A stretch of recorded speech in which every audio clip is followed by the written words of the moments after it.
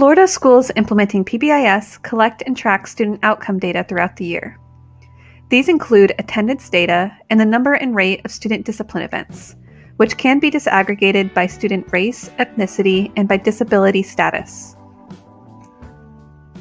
These data can help schools identify areas of strength and weakness and can allow them to evaluate the overall impact of their PBIS implementation efforts on student outcomes. At the end of each school year, schools can enter their discipline data in the PBS evaluation system, also known as PBSES, as part of their annual outcome data summary. The evaluation PBSES webpage can be accessed from FLPBIS.org. School contacts receive their login information for PBSES from their district coordinator. To enter your outcome data within PBSES, schools should go to Data/Tools, then School Data.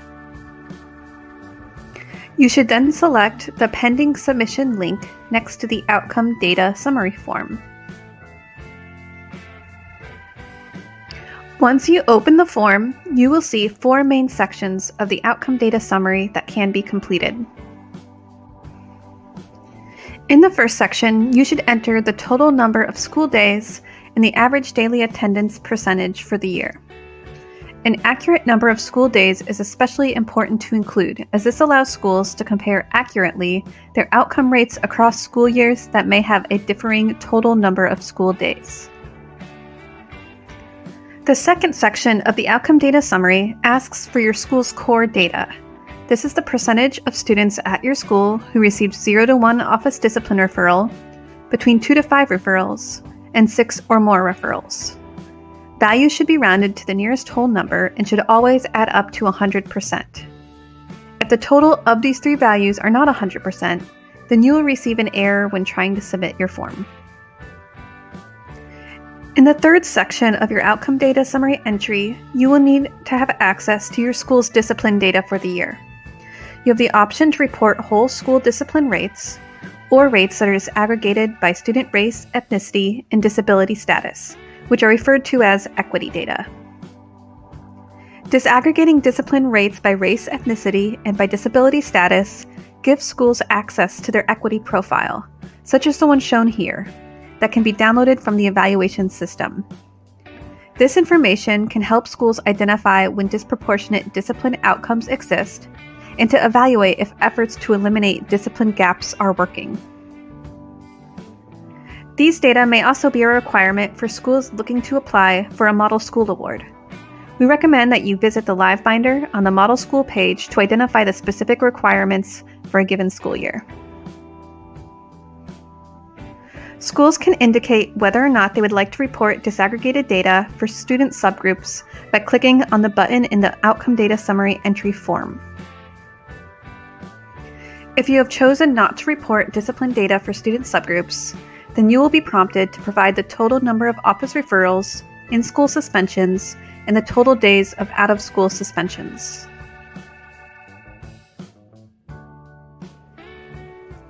If you have selected the option to report disaggregated data for student subgroups, then the total number of office discipline referrals will be automatically calculated based on the data you enter in the equity profile below. However, you are still asked to report the total number of in-school and out-of-school suspension days. If you choose to report disaggregated data, then the equity section will be the final section of your Outcome Data Summary entry. The first row of the equity profile includes your school's enrollment data that was uploaded into the system prior to your entry based on what was reported to the Florida Department of Education. You have the option at this point to update these data if they are inaccurate. It is critical that you report an accurate enrollment data, as it is used to calculate your discipline rates. The next 2 rows of the equity profile asks you about office discipline referrals, or ODRs, for your school year. In the first row here, you will be asked to indicate the number of students who received an ODR for each student racial and ethnic subgroup. The total number of students who received at least 1 ODR will be calculated in the total column. You will then be asked, of those students, how many were students that have an IEP. The second row asks you about the total number of ODRs given to each student subgroup. Following the same columns, you will fill in the number of referrals that each student subgroup received. Again, a total number of referrals across all subgroups will be calculated based on these data, and you will also be asked to indicate how many referrals were given to students with an IEP. In the next two rows of the equity profile, you will report similar data but for out-of-school suspensions. This includes the total number of students who received an OSS for each student subgroup, and the total number of OSS events given to these students.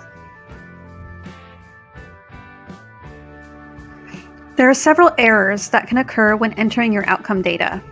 These occur when you report more students with a discipline event or more total discipline events for a student subgroup than possible, based on your enrollment data and based on other data that you've entered in your equity profile.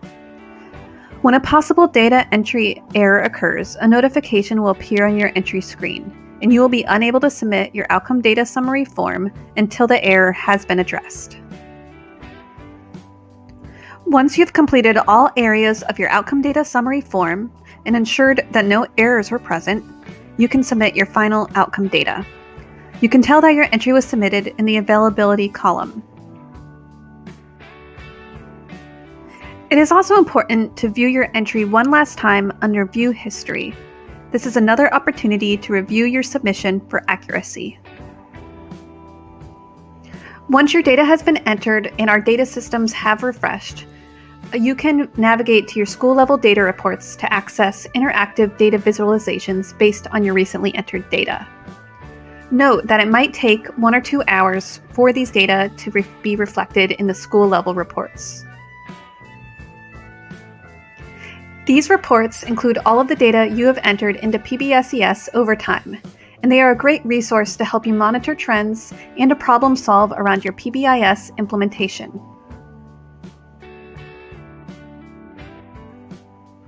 After you have submitted your data, if you notice any errors in your outcome data summary, schools should contact their district coordinator to request an edit.